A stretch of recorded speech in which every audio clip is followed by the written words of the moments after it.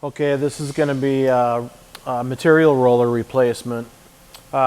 Basically, you're going to use a 9/16 and 11/16 wrench. And all it is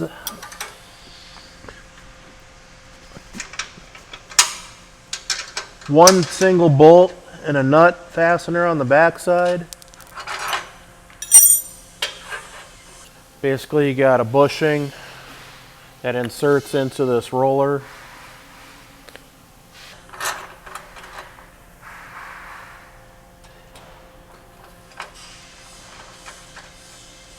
And then go ahead and tighten. And that's it.